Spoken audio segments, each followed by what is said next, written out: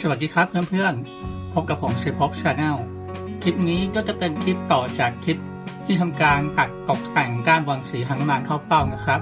โดยผมจะนำก้านบอนสีที่ตัดมาใช้ประดับภายในบ้านไปรับชมกันได้เลยครับ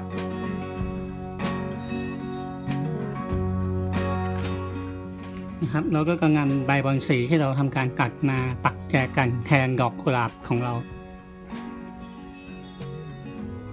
เพื่อประดับตกแต่ง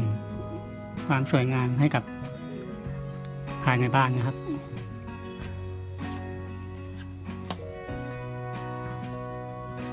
แล้วดีกว่าเราไปทิ้งเฉยๆนะครับ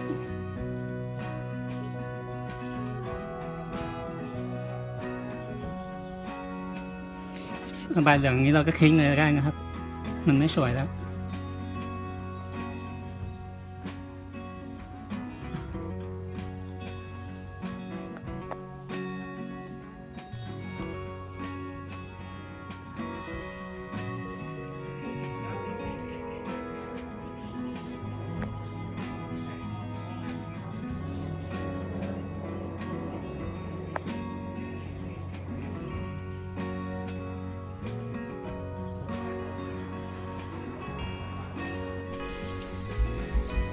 อันนี้หลังจากผ่านไปประมาณอาทิตย์หนึ่งนะครับ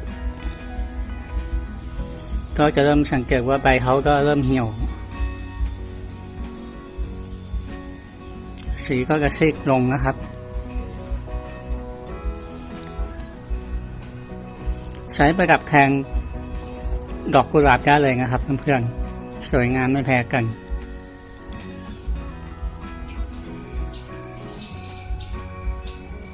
ก็เป็นการใช้ประโยชน์จาก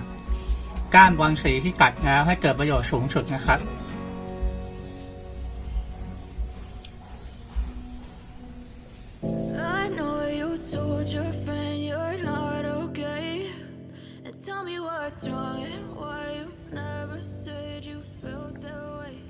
สว่างตกแต่งหน้าบ้านในบ้านห้องนอนก็ยังได้นะครับเพื่อนๆใบของเขาสวยงามไม่แพ้ดอกกุหลาบเลยนะครับ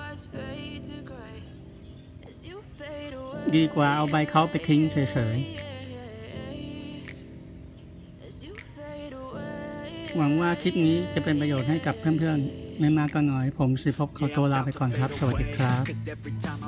I feel like it's Monday. Something's going wrong with all the chemicals up in my brain. All of a sudden I don't look at anything the same way. Got a build up of my thoughts sitting in an ashtray. I'm sorry that I'm so inconvenient, okay. Just let me be me and I'll stay out of your way. I can see the way you look at me, I'm such a disgrace. I never really asked to be brought into this place. You wanna love me? Well then baby I have a taste. All the highs and the lows, no you'll never be the same. I don't really wanna hurt you but I can't control the pain. If you're sticking by my side, maybe we could be okay.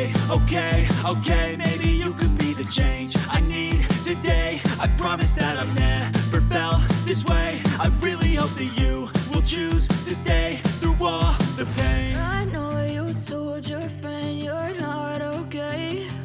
And tell me what's wrong and why you never said you felt that way. Guess you're trying to stay strong and fake